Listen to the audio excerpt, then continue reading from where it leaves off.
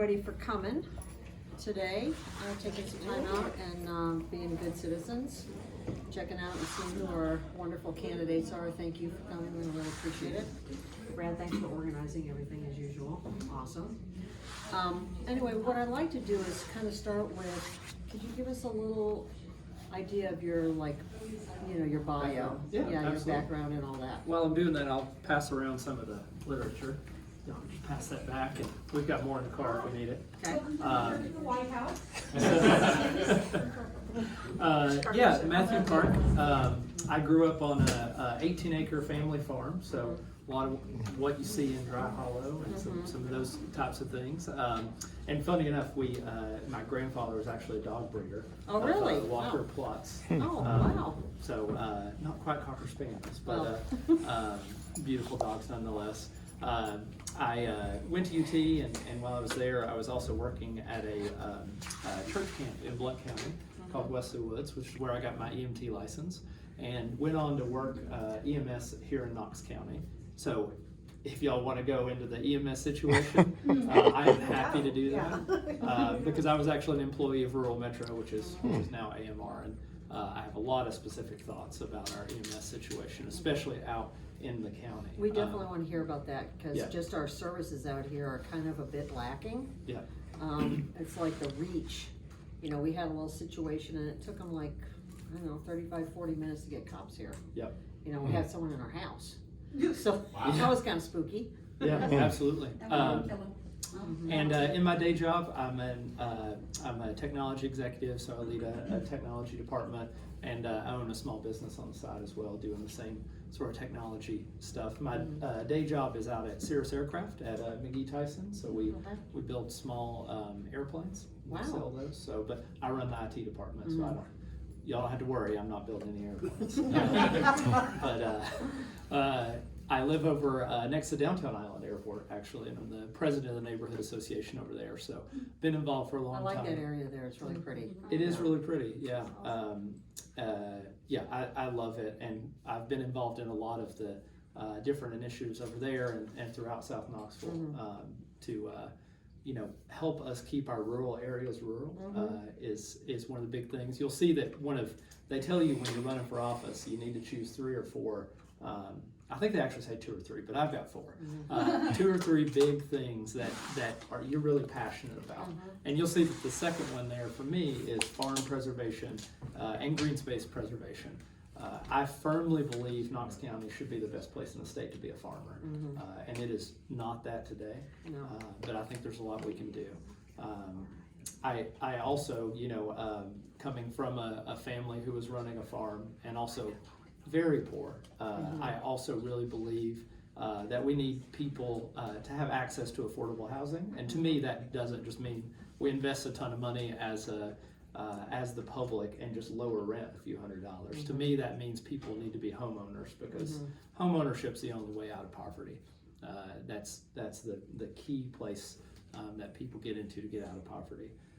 And outside of that, I've talked a little bit about EMS and whatnot, but I also really believe in our investing in our other services, public education, our public libraries, and making sure that we have a Knox County that's beautiful, that we have the services that we're all paying for already. By the way, we need to manage and administrate those appropriately. But I'll answer any questions you have.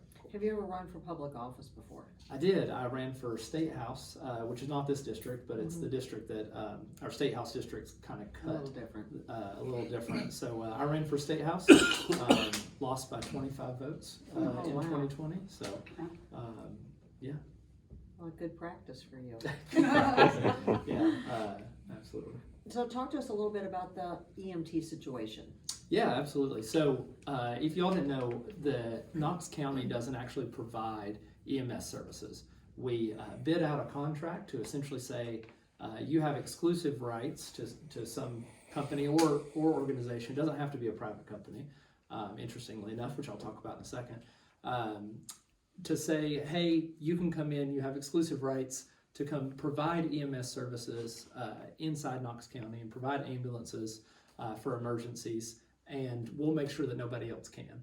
So nobody else can go bring an ambulance service into Knox County and provide emergency services. So it gives them the exclusive right. In return, they figure out how to make a profit, and they provide those ambulances throughout Knox County. There's some debate on how many ambulances are actually available. That's partially because AMR, that administrates the ambulance service in Knox County, also holds a contract in Blount County. So, for instance, when I was working there, sometimes I would be working in Knox County, sometimes I'd be working in Blount County. So we did pull back and forth. I didn't realize that. Yeah. So you might get an ambulance crew if you call 911 that's from the Blount County service. You would really not know the difference.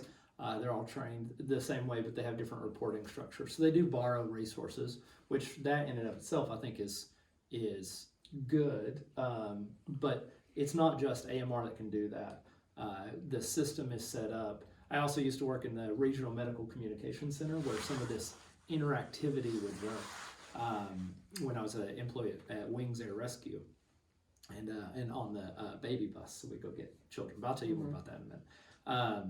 So counties are set up to provide services back and forth. So Anderson County is not an AMR county, but Knox County could pull resources from that if we had a large incident or our system was strained, and Anderson County's was not. So there is this idea of pulling resources back and forth anyway. AMR's held a contract for decades now. Really? And this contract, I believe it's been since 2011. 2011, 2012. Since it was renegotiated, there have been amendments. But the core premise of this contract is that you have to provide ambulance service within a certain amount of minutes, 90% of the time, otherwise you face heavy fines.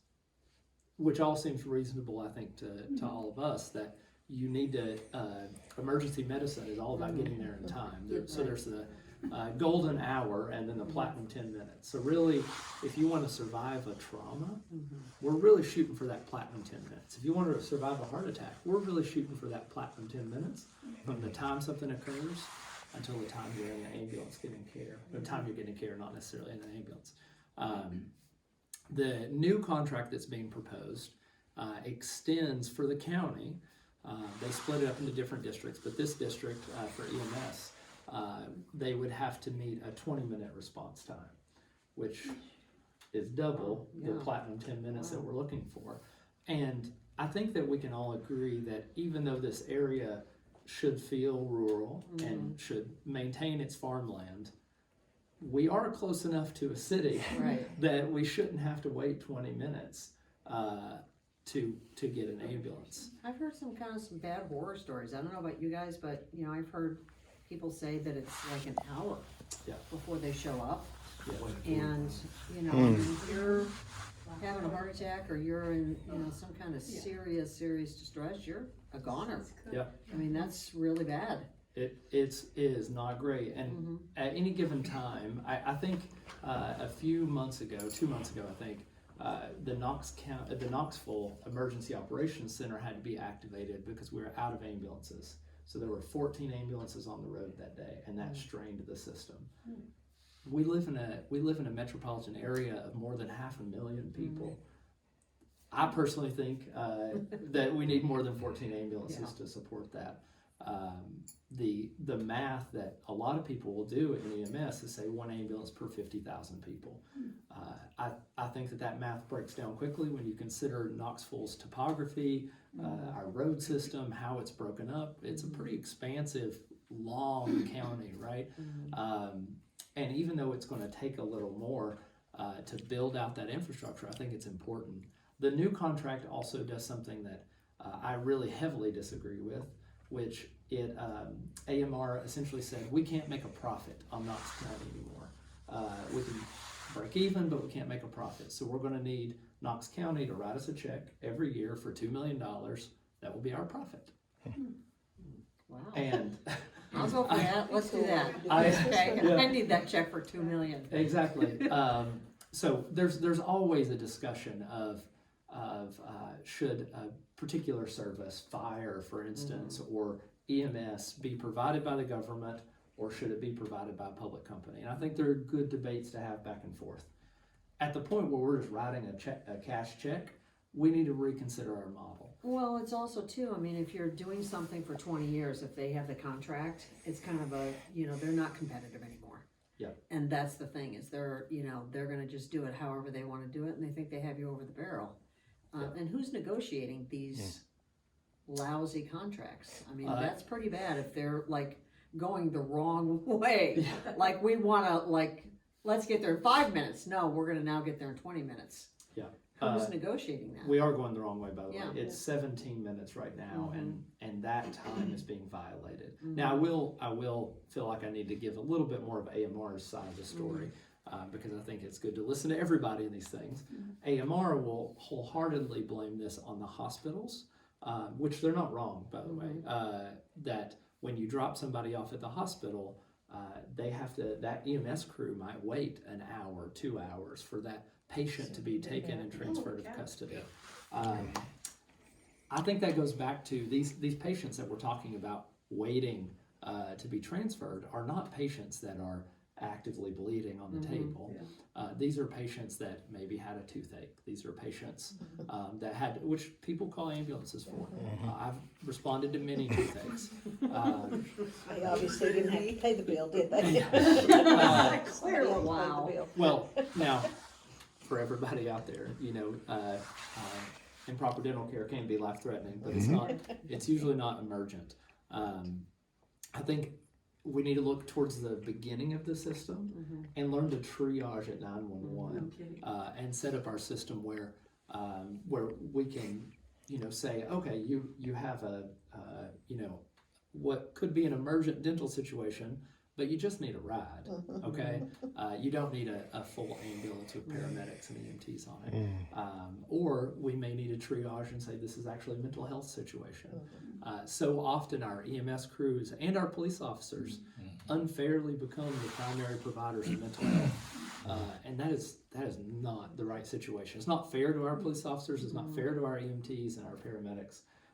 So they need to be in a situation where they're responding to the things that's at the core of their training, right? You talked about waiting 45 minutes for a police officer. Yeah, I'm like, it was scary. Yeah. I mean, really scary. So much of our even sheriff and police departments are bogged down by other things that could be responded to differently, mental health situations, things where we need arbitrators or mental health providers, not places where we need a well-trained police officer or sheriff's deputy. So that's what I think our solution is that we need to head towards. There are other counties that have what they call rapid response, which is where the county would employ paramedics in cars or trucks that would show up and begin life-saving treatment. And then we would have a variety of public or private providers to show up with the ambulance and actually do the transport. But the idea that I would have is let's get there within that platinum 10 minutes. Let's begin treatment.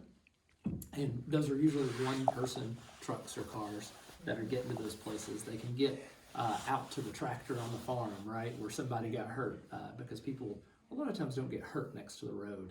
And that's the thing I think we lose sight of as we have the urban core. Right. We lose sight of, hey, how are we going to get a truck over there where that ambulance can't go? I think about that because I got an ambulance almost stuck in the mud at Kate's Cove one day. And I think about that. These ambulances are not off-road vehicles. They can't necessarily get to where the patients are. So having that rapid response that gets there quickly, begins life-saving treatment, and then we follow up with public or private providers that have contracts to actually transport and continue in that life-saving care, then that person, the paramedic in the car or the truck, just cleans up their stuff and gets back on the road. They don't have to go and hand off the patient wherever they are, right? That's a model a lot of counties have Well, there's adopted. models that work, and like my dad always said, honey, don't reinvent the wheel. Copy a model that works. Yeah, exactly. Because there's police forces that work, there's ambulance companies that work. We don't have to reinvent this stuff. Exactly. Like you said, there's a parameter, and if you're given the same contract to the same company for decades, I can just promise you that's not going to work, because it's just not competitive. Yeah. They're going to be standing there, I want my $2 million check. That's just BS for sure.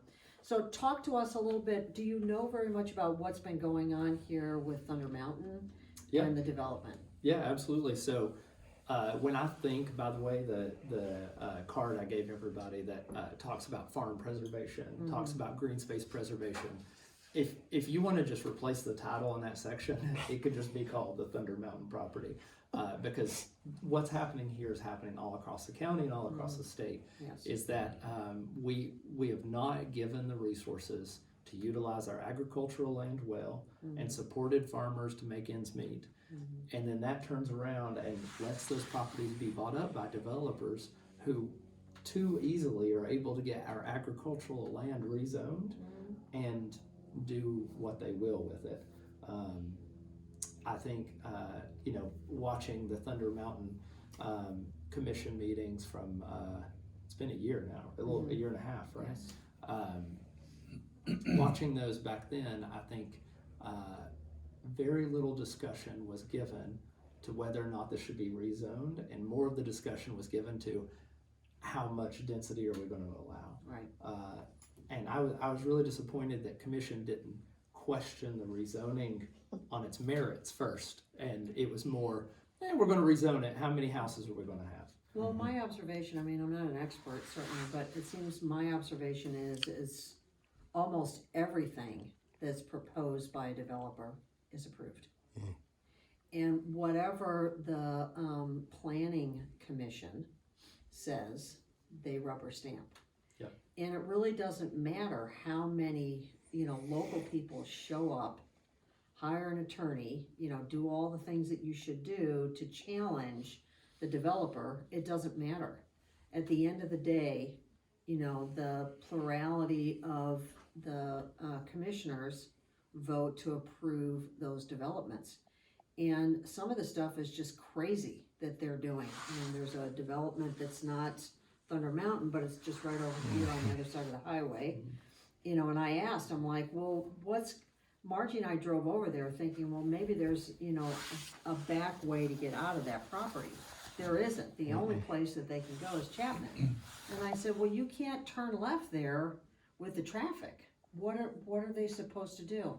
They said, well, we won't let them turn left. They're gonna all have to turn right. That's their solution. That's what they've told, because I know Scott Dykes that lives what back they there told where his driveway It's what they is. told me. And he's already said he's talked to them, and they said, well, look, we will not be turning left No. out of here. We have to turn right. Of course, you're just gonna go up to Seymour somewhere and turn around. Well, it's just gonna cause more accidents by that. But, there's some projects that you just have to deny because it's not suitable. The traffic there, I mean, if there was a stoplight somewhere along the way, within a reasonable distance, like maybe where the church is, but they refused to put a stoplight in there, not enough traffic for that. But I mean, this road until they, Driven on Chapman Highway, until they made the turn lane, I mean, that was really super scary. Just turning left there at the church. And I mean, it's the traffic's so bad that on Sunday, they have their own police that, direct traffic when they let the church out. Yep. They stop traffic because it's just awful on Chapman Highway. And they just keep wanting to put more and more houses here at the very edge of the county where there's no services and it's rural and on and on and on. But it seems that there's no development that the commissioners won't vote to approve. Yeah, and I think the big thing for me too, aside from sort of my beliefs I've let you in on, the other big thing is that we make these growth plans, sector plans, and we are really apt as a county to ignore it and throw it out. I was happy and even surprised when I looked up where Thunder Mountain or that property landed on the new growth policy plan, and it's still showing as rural, even after all these changes that are. Well, that was the whole pending. big, that was one of their big points, was their selling point is, well, the plan is outdated. And they didn't change it. Yeah, but they were just like, well, we're gonna change it. We're gonna approve this because it's so outdated. Well, the citizens said, no, we don't want it, designated other than rural up here. I mean, this is clearly farmland. Yeah. But, you know, like you said, they're not making it easy for farmers. There's not a lot of farmers graduating, you know, and, you know, buying property. They're not making it easy for them. So, and the developers know, you know, ask Brad, how many calls do you get a month wanting to buy your property? Oh gosh, it's dwindled now a little bit with everything, but it was, at one time it was 2 or 3 a week. So they have focused, they're smart, they focus on the farmland, you know, stuff that's not for sale. And, you know, they go after, you know, the farmers, because the land is cheaper, it's flatter, it's cleared, and usually there's not like a son or daughter that's going to inherit the farm and do anything other than just sell it. So, you know, they're doing this all over the country though. It's a technique, and the technique of the commissioners always approving, 100% approval rate. It's just disgusting. And I think it's up to, and one of the things that I'll commit to, you know, it's up to commissioners to also appoint some people to planning commission.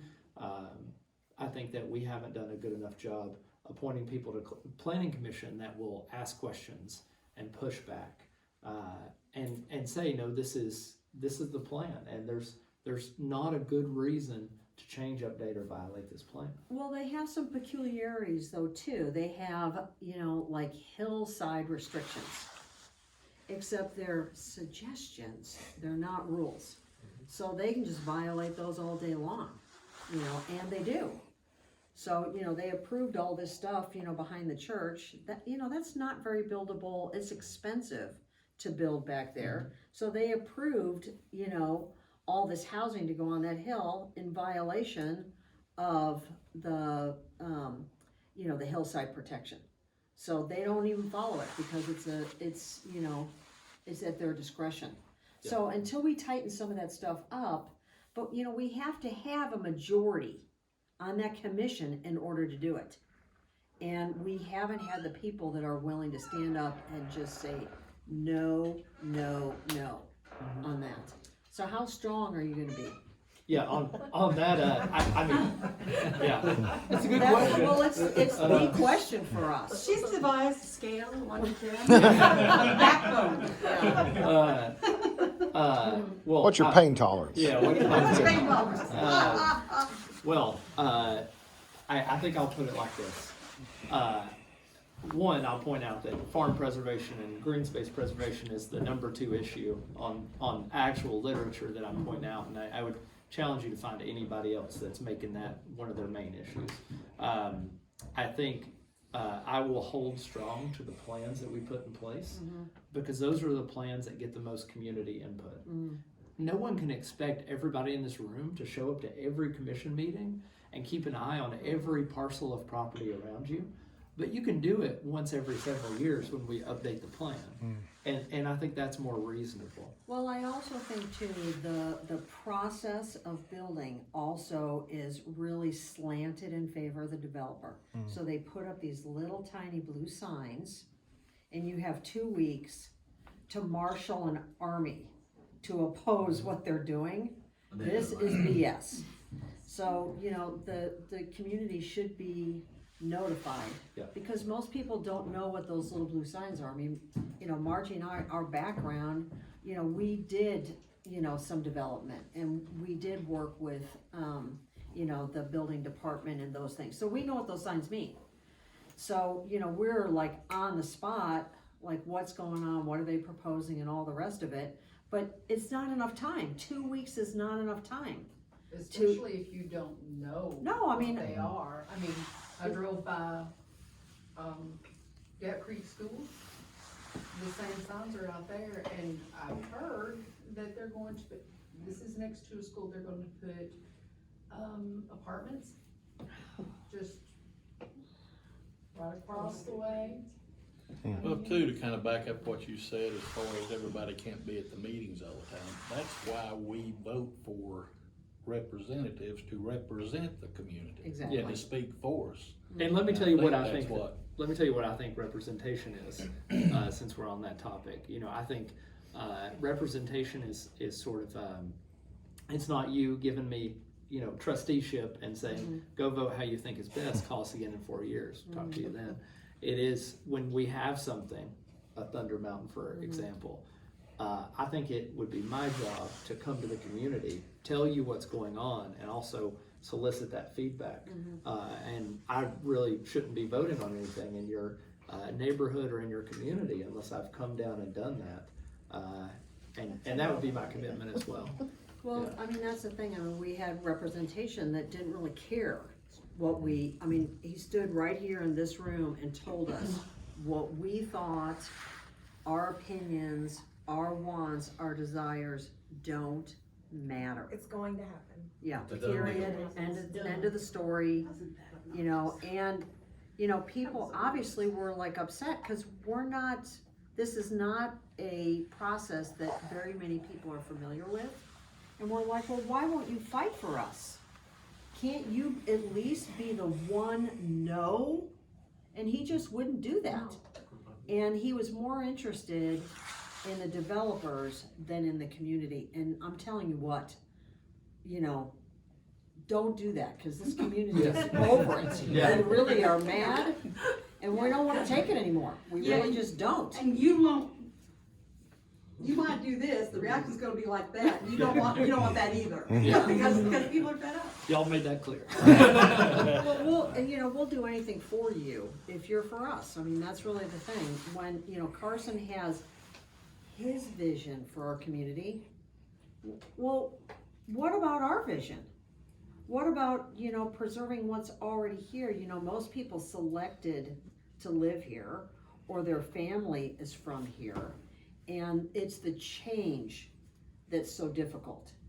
It isn't that, every farm is gonna be able to be preserved. But you know what, when you start to build 4 and 5 houses per acre, that's not in character with the community. And it's an overwhelm on the services, like the EMTs, like the roads, schools, all of it. And they don't care. Every road study, well, we're not at capacity yet. Well, just ask the dead teenager if they're at capacity or not. There's accidents on Chapman every day. This little windy road, this is a spooky little road at night. There's no lights. And these people are not gonna necessarily go this way and get on the highway, because there's no traffic light there. They're gonna take the little country road and hit the deer and the turkey and the teenagers. That's just how it is. Yeah. So there has to be some common sense. I wanna open it up to questions you guys have. Anybody have a I have concern? a question Sure. about the ballpark. I'm noticing a lot going on behind the ballpark, Yeah. and Do you wanna speak that to would be, there's a lot of people that would be, upset if there was something going in back there that was residential or whatever. I don't understand what's going on back there. And then also the Bauer property that's at the top of the hill. I know there's a lot going on up there. I just kinda thought, Whites. yeah, I White thought School. it had to do with, at first I just thought it had to do with the road Mhm. widening, but I've heard that that there's more going on back there. Is that the sports complex Yes. that they're redoing? Or Well, expanding? Yeah, it's Yeah. not the That's a county. multi-million-dollar. Well, they said it's gonna go over here now. Yeah. I Oh, can give really? some background to some of it. They're gonna have trouble developing White School Road property because the land is on the hillside. So they're gonna be approved for less houses up there, and there's no sewer line. So they have to, they'll have to bring sewer to it, which is expensive. They likely won't do that, and it doesn't percolate. So they can't, they can't do septic there. So they're gonna have difficulty there. Carson, told me, cause we called him about, the land getting cleared over there, what's going on. They're just using the waste, the dirt over there. I don't really know. From the road. From the road. He said that they were gonna put in a $20 to $30 million sports complex. And I said, this is such. It's so full of it. Well, he said. We can't get a traffic light. I said, I'm with you right there. Let's go along with the new new school they were go to build at New Hope Yeah. 30 years ago. Yeah, they're not building, Yeah. that's not happening, that's, as far as I can tell, a lie. And Yeah. the reason I think it's a lie is because there's no sewer over there either. You can't build a big facility without bathrooms. So I don't think that that's happening, and I don't believe they can build houses on that part either. Nothing's been approved, but you know, Carson is very busy doing all of this, and they're telling me on the phone that it, you know, not, you know, thanks to me and Brad and our, you know, lousy little community, you know, thanks to him, we're gonna get that sports facility, and I'm like, whoop-de-doo, buddy, In spite of us. in spite of us, yeah. So Yeah. Carson did tell me there was gonna be an announcement in relation to the sports facility. Yeah, Which I a little bit roll my eyes at too, but an announcement around that in May. yeah. And I think, not to speak for Carson, but I think he sees that facility probably as his legacy, as Oh, his yeah, sort of. oh, yeah, nurture. I mean, the ego is just, it's He can get in the- humongous. And, Yes, but they're him they've on the way out changed the it, door. it's now gonna go over here. And the reason it's gonna go over here is because there's no sewer over there. So he, you know, he pontificates a lot about what, you know, he's been working on this behind the scenes, and if Where's the we, community input? yeah, well, Well, it's we're his over vision. here. So, part of what they said was where the industrial park is to where the parking lot is for the church, like that area there, that's where they're gonna put the sports Oh. facility, but that's, as, They're using a sports facility. as Brad and his dad know, Behind that they can't touch. right. But it's also a big marsh there, I don't know that it's very buildable for a sports, yeah, so, And I've asked that question several times, who's the sports facility for, and I've Right. not gotten a very clear answer. yeah, it's for Carson Um, and his identity. When you I say checked. sports facility, that can entail a lot of. Yeah, different it things. wasn't really Was it explained. just a general thing? It was a general thing, what he said is it was gonna be over here, and these were like 2 weeks Like apart. ball field. By the ball field, Yeah, and they were gonna also do some retail over there, yeah. you know, and so it was gonna be real nice, and it was a sports complex, I don't really know what that meant. But then like 2 weeks later, all of a sudden it's now over here, so I don't think that it's, It's not real. who's gonna be spending the 20 or 30 million dollars is the county. And I'm pretty sure the county You put is it in not something. spending it on that. We're gonna be voting for them to spend it on those ambulances that we need, you know, instead of us, Red lights. yes. Is that $30 million like the hospital that he put over there next to Food City? Oh, yeah, and like the new Yeah. school, the new elementary Yeah. school, that one. too. Okay, well, I mean, Yeah, they don't because exist. I'm looking at that new hospital that's over next to Food City. Uh-huh. It's closed today, just so you know. Mhm. Don't have no emergency, Mhm. don't start bleeding because. Well, I don't think they have any doctors to cover it, is They what I don't. think. Okay, Yeah, it's like kinda everything, there's not enough people to, you know, put in the buildings. Which is where I think we need to, people are gonna keep coming here, Mhm. and we need to have more housing, that is, I am absolutely behind. There are a ton of blighted properties and Sure, large redevelop. parcels that are developable, closer to the urban core, where there are more services, And infrastructure. where there's more infrastructure. Well, it's more in, it's more consistent too with the area. This is very rural over here. You know, even just on the other side of the highway, you know, it's more dense, you know, housing development over there. You know, there's areas where it's good to do some of that developing. And we're not a no. It's in the growth plan. If, yeah, I For mean, instance. if they were gonna do one house per acre or you know, one house for 2 acres, I think the community would align with that. You know, in line with what's already it's here. already, Yeah. it's what's already here, and we're not unreasonable, I mean, we did talk to the builders, but they weren't interested in lowering the numbers. They're gonna jam it through, cause they know they can, yeah. And it is, it's, you know, plastic houses selling for, you know, $400,000, it's, you know, it's a tidy sum. Which is not affordable for some of the people Yes. that you're talking about Right. needing It's- affordable housing. It's not affordable, and you can get me talking on affordable housing the rest of the evening, but I think, one of the big things for me is that we push for more growth in the urban core. We, in the rural areas, we protect farms, expand our services that we provide farmers, encourage them to seek other sources of revenue, that other communities are pushing for. Agritourism, where they fix up their barn and let people come work on the farm. Those things are very popular. But these kinds of additional revenue, we absolutely allow that, and help farmers do that. And then we also expand our services out in the county, because even our rural parts of the county, we're not at the end of a dirt road in the middle of Arizona. Yeah. We are right off Chapman Highway, where we can very reasonably provide good ambulance and fire service, and not tell people, well, you're out there near the county line, so it's going to be 20 minutes for an ambulance to get to Good you. luck with that heart attack, sir. Yeah, that's not what people want to Enjoy hear. that. Matthew, have you had an opportunity to look at the schools in South Knox County and the numbers and understand where they are? Yeah, I mean, absolutely.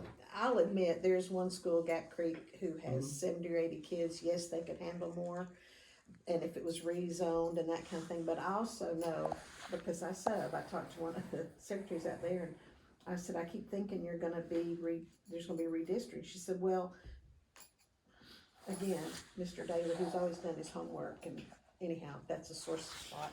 But he said, well, no, because we've got the property, and we're gonna build a new South Knox County school on John Sevier. That school, I was told that when the roof was leaking at New Hopewell 20, I was on the school board. I was 5 years I was ago. on the school board 20 years ago when we bought the property for New Yes. Hopewell. And I spoke to the superintendent. He said, now we're putting a new school. I said, we right now need a new roof. We don't need a whole new school. Our school's fine. Now they're not. I mean, last year at New Hopewell, they had an extra first grade teacher position and an extra third grade position teacher, but they had no room, no classroom facility for the children to sit in. And the overcrowding is real. And Mr. Larson told me, well, he didn't, Mr. Daly did, but Mr. Jay told me, Larson Jay, and I always think he's got two last names, or they're flipped. But anyway, he said, Mr. Daly's done his homework and they've got plenty of room. And I went to the principal and I said, so where's all the room? He said, we're at At capacity. capacity. And Yeah, that you was cannot- before this subdivision over here went in full steam. You can't get an answer from the school. We had our attorney was calling all the schools to get the numbers, and they won't give them to you. Well, the So principal be- told me. Well, yeah, because you got an Because I inside, was in you've there. got an inside, channel there, but they won't tell you, or they don't know. But most people that are experiencing the schools, they're at capacity, just like the roads, where they say you're not at capacity. Well, I just beg to differ with you. Yeah. There isn't a road in Tennessee that's at capacity as far as they're concerned. Really? And I mean, the stuff that was happening over at Farragut, they actually had a win over there. And part of it had to do with the massive traffic on these roads. And, and the citizens got real mad. They got real Safe angry. enough, yeah. And they pulled the project and said, we're not gonna do it here. I can tell you that the other day I was going down John Sevier, going toward Pellissippi Parkway at rush hour traffic, and at the subdivision that Carson said, oh, it's going in my backyard, and I didn't like it, but I voted for it. Oh, but Right. we can afford 20,000 cars a day on Old Sevierville Pike, and that's what they said at the meeting. Traffic was literally, I am not exaggerating, literally backed up from, what is that, the Bilo, right there, from there, all the way out of the ramp. Every day. on Alcoa Highway at 4:30. I think it's So- really kind of happening everywhere. I mean, I think that there is changes here in Tennessee that are happening. We definitely have more people like us, that are coming to the area, that are new to the area. And, I think people want people to come, but there's also this great big lie it's told over and over and over again, and it's an echo chamber with the commissioners, that somehow the tax base will actually pay for the services. And it won't. And somebody did a study and it said that, you know, the guy that buys the new house, it's 20 years of taxes to pay for the infrastructure to support that one house. So, you know, you're always chasing those dollars. Yeah, That they're all isn't beyond it. them.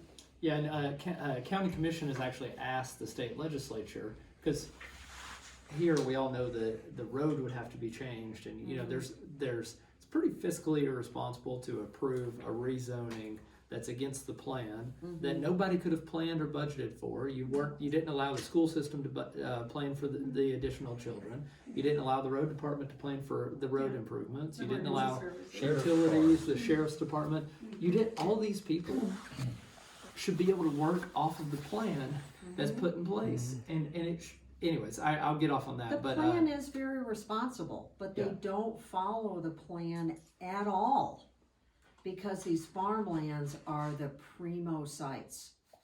And, you know, getting away from the urban areas, it's just cheaper land.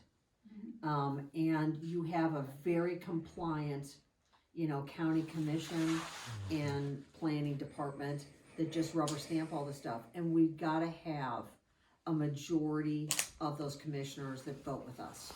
Cause everyone feels this way, that when it happens in your backyard, you get real present to what's going on, just like this development where you can't turn left.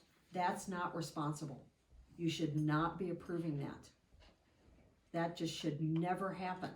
This should never happen. If you came in and there were 500 houses here on this farm, and you wanted to build an industrial park next to that, they would tell you, hell no. But when you do it the other way around, the industrial park is there and they're gonna put 500 houses, oh sure, that's no problem. You know, sandblasters, you know, who cares? If you can't hear your neighbor, you know, talking in the backyard to you over the fence, you know, that's not a place to put a development, sorry, just not. And those county commissioners were here at this house and drove up that hill with me. And they were disgusted. And they voted for it anyway. This new plan, can it be amended like the old plan? They can do amendments to it. they can do amendments to it. I mean, the commitment I would have. Oh, sorry, Kevin. I'll speak. The criteria for amending the plan are word for word exactly the same. Yeah. So same criteria. It is something that I'm trying to make some advocacy to tighten that down, but the current drafts, it's the same criteria. They are committing to not doing it every month, but on a yearly basis. Okay. But still, same criteria. You just, so one month a year, you have a really bad meeting where all the crazy plan amendments come forward. I think if there were some things done that were structural, like changing the process for having the builders have the upper hand, the 2 weeks and the tiny little signs, you know, even if the county had The signs in code too. like a flyer, what to do if this is happening in your neighborhood. There's nothing wrong with providing that to citizens. They come and say, what's going on here? Where do we start to fight this?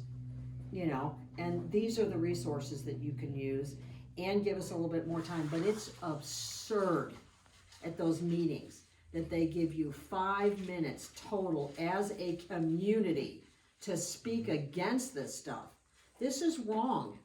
There are structural things that are just wrong, that are against the large mass of people, you know, that are the current residents. And until we start getting in the driver's seat, you know, there's some places you can't do that. You know, what's that town that you guys always go camping? Townsend. You can't do that. They They own shut down everything over there. that commission. You know, the no growth over there is owned, you know, by the people of that community. We're not owned here. They own us. And we have to have people that are really willing to fight now, and fight hard, and not be in the pocket. But it's also up to us too. like, you know, going out in the community and talking to people too and saying, hey, it's important. Can I address the group? Yes, go ahead. Okay. So, hi everyone. My name's Terry Lynn Lambert, and I'm a resident on Simpson Road as well, so I just live across the highway over here. I've been out in this part of the county for about 30 years. For the last 20 years, I have owned my property. That's just, it's where Allen Road begins and from Highland View over there, if anybody's familiar with it. So, about 5 years ago, I started running a small cannabis farm for, to get into the 2018 Farm Bill.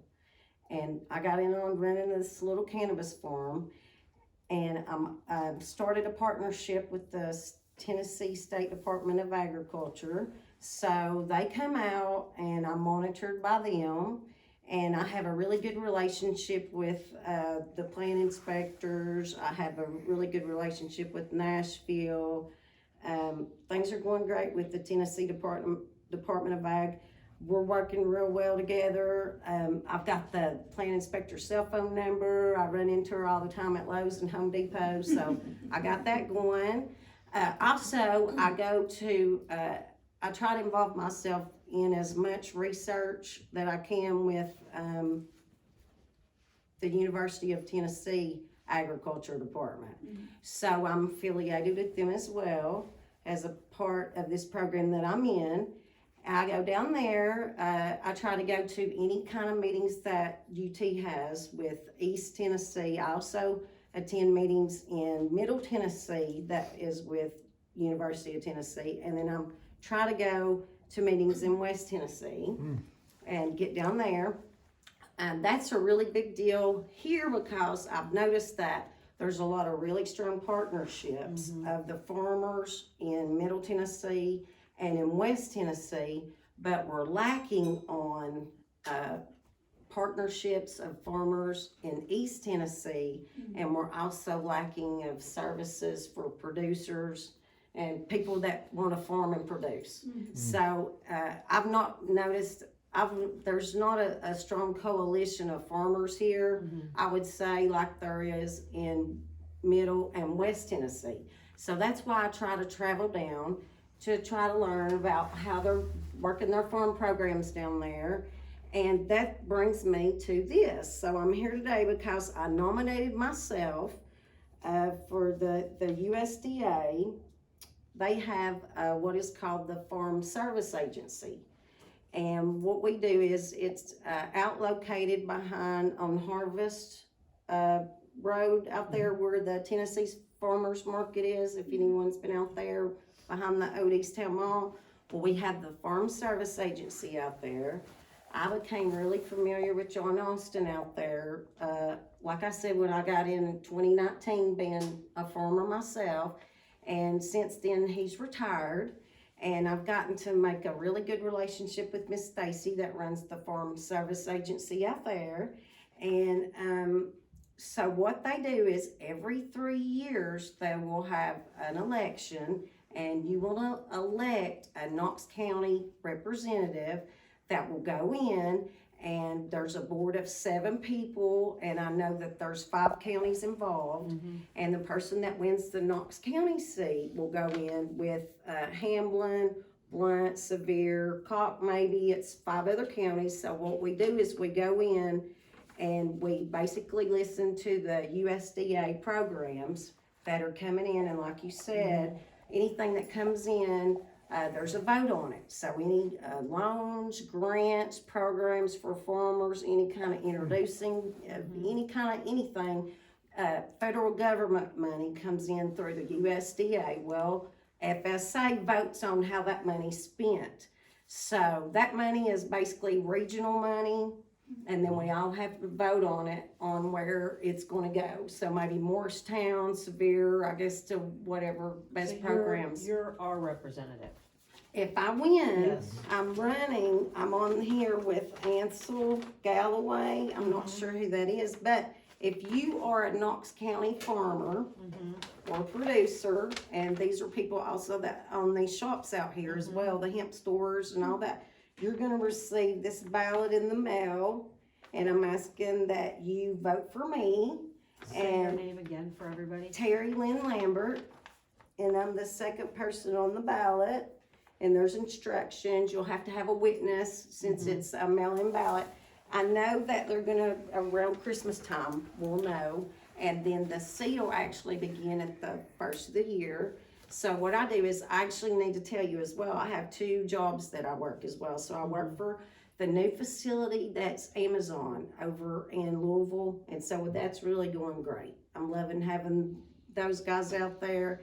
Also, I work with the Veterans Administration, and I have a veteran that I care for down here on Oaksville Pike, and so I do him part-time as well. Because Terry doesn't have enough to do I don't. already. Yeah, I gotta pay taxes and eat, so I gotta work. But so this is kind of like my passion and my love is the farming. I want everybody to know I did really well this year. The state came out and I got excellent on my farm inspection. I was also able to get my own strain of cannabis this year with the State Department of Ag. They helped me get my own cannabis strain registered. A lot of what I do is make a lot of CBD products, and I do a lot of butter and gummies, and we're working on all that right now. So I do farm it, and I do produce it. Right. So that's one thing that we really kind of need to work on. If we have all these farmers, we nowhere near have enough producers. So if we get more people into growing whatever it is or whatever your passion is, there's just not any facilities anywhere. And the 2018 Farm Bill kind of didn't allow for that in hindsight. They didn't keep enough producers in it. So if you're wanting people to do the whatever it is, you got to have the backup on that as far as being able to produce it or get it to market or however we're gonna do it. So that's one thing I wanna focus on. Brad wants to take a picture of that because we want I to can- post it on our Facebook too. Okay, yeah. And so also, I will be brand new to this program if I win the seat. So I'm thinking I just wanna get in there in the beginning and learn the program, learn how I can best help, especially East Tennessee farmers, since it is a regional vote. And then to help with Knox County and my area over here. I don't know what I'm for, but I know what I'm against.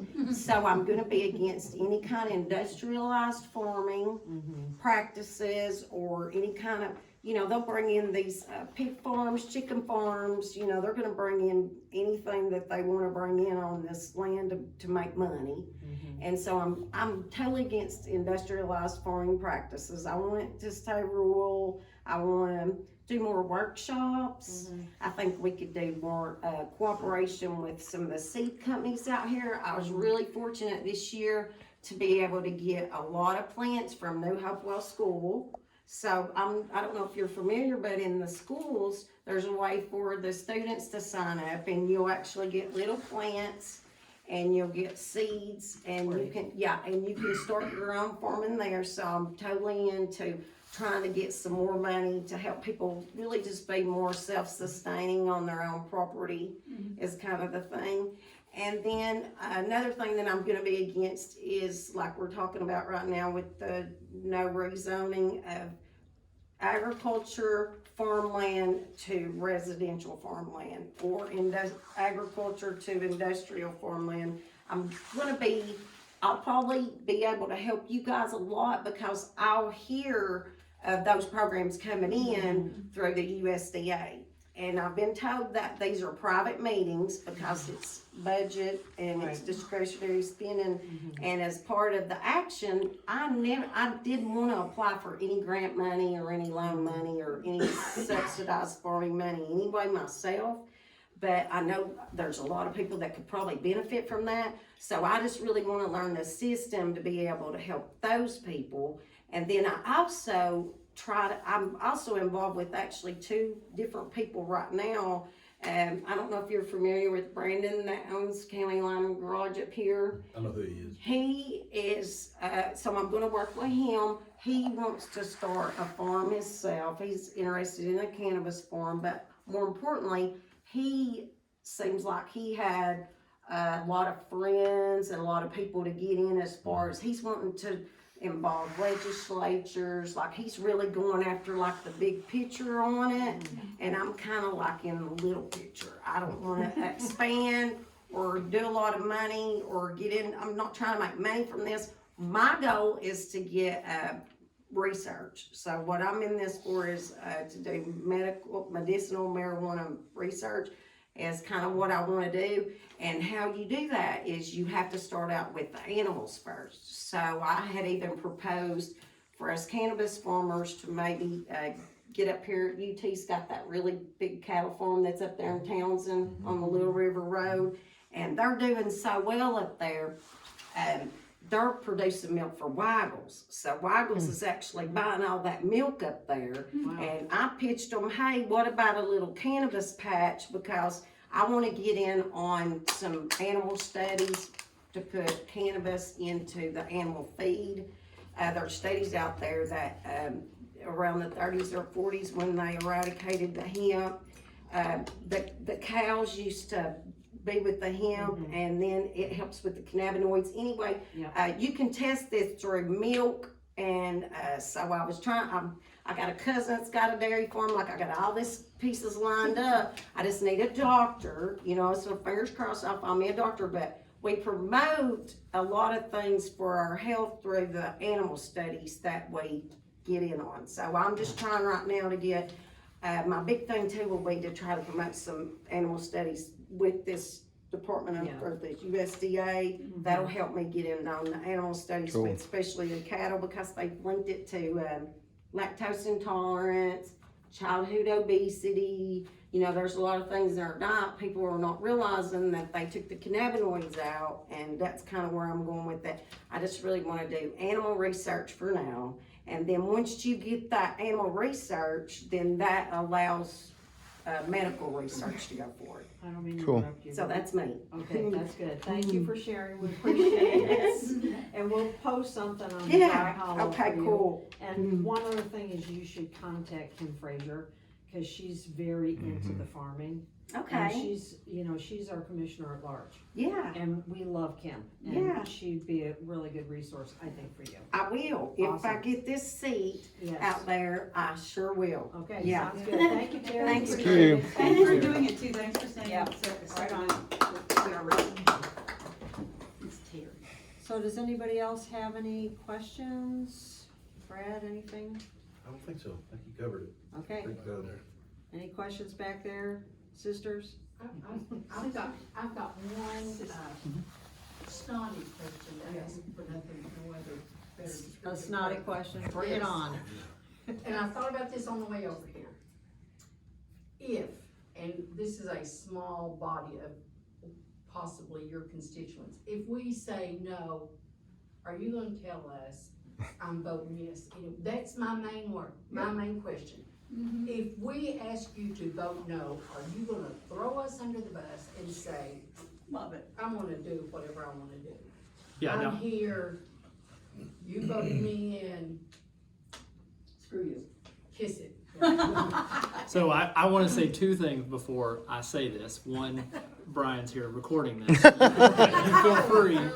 You feel free to bring this up in the future if I ever say different, because even though I'm telling you something now, every elected official, no matter how much you like them, needs to be held accountable.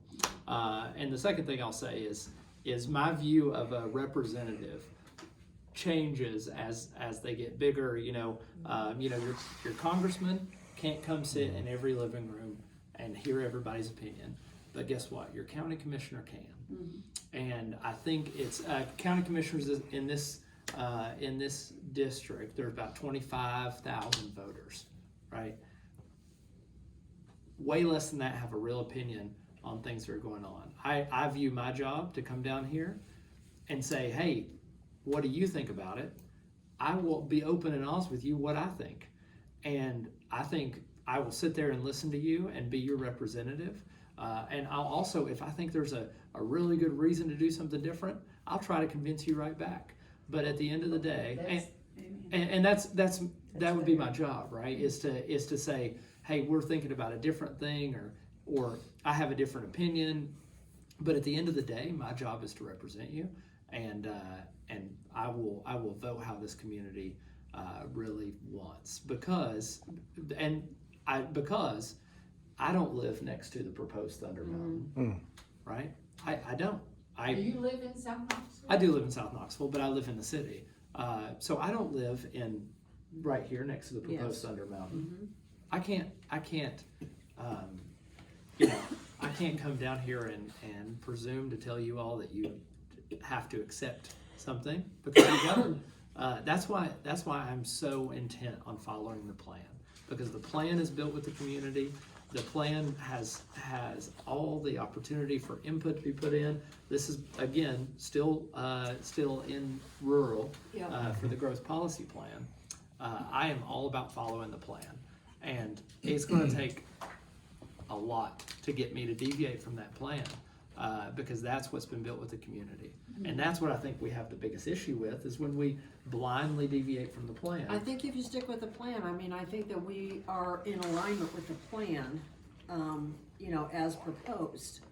It hasn't been approved yet, but for our area at least, it's consistent with what is already here and what was in the last plan.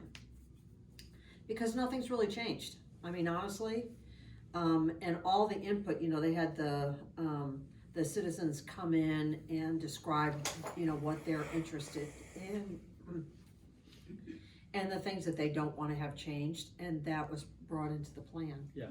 So I think that the plan is good, and if you stick with the plan, I think we'll be in alignment with you. Yeah, and I think, I look at things that I've disagreed on. I'll give you an example real quick, just so you can see my thinking and how I might vote on something. I was driving down the road the other day, and there's a brand new duplex near me that's been built, and they condoed out each side. And I noticed that there was the tiny sign. Yeah. So I immediately whipped back around. I was like, I got to know what the sign is. And I looked it up, and they were asking for a variance because the current zoning code only allows the maximum of a 900 square foot garage or a 900 square foot auxiliary structure, but you can have total of 2,800 square feet. So you can have multiple buildings. They were asking for a variance because they wanted to build a single 2-car garage instead of 2 1-car separate garages. So the code allowed 2 1-car separate garages, but would not allow a single 2-car garage. Now I look at that and I'm like, does it really matter to me whether the garage is separate or together? No. But what does matter to me is that we're granting a variance when there's not really a hardship. There's no hardship on that land that causes those garages to have to be put together. There's not anything other than it's more convenient to do that. And I get real nervous about applying those variances, because variances become precedents. And then the people next door say, and this is how things, I think, spiral out of control a lot. So if I was sitting on planning commission looking at that variance, even though to me personally, it doesn't seem like that big of a deal, right? It just delete the area between the 2 garages. Doesn't seem to me personally like that big of a deal, but I would vote against it because there's not a hardship. There's not a reason to change the plan.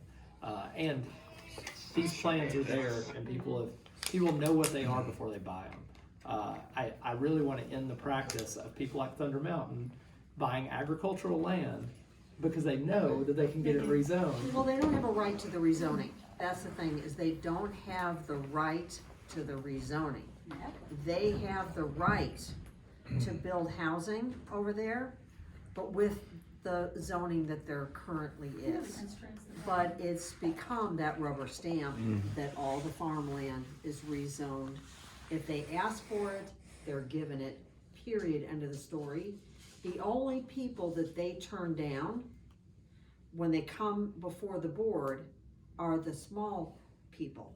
Like if we went in and wanted to get something, they turn us down every 5 seconds. That's like, so they kind of like balance out their scorecard, so to speak. 100% for the developers and 50% no to small people, small developers, or individuals that want to build a second structure on their property. And I will say, I'm all for property rights, and to me, this doesn't, following the plan we have for the county doesn't interfere with my, my internal political beliefs of people having property rights, people getting the services that they paid for, when they paid their taxes, or, you know, or the other belief I have that we need more affordable housing, we need more housing. That's great. We have a plan to do it, and we have a plan to do it in the urban core. Yes. I may have missed it. Where does this stand right now? So where we're at right now is we're in a lawsuit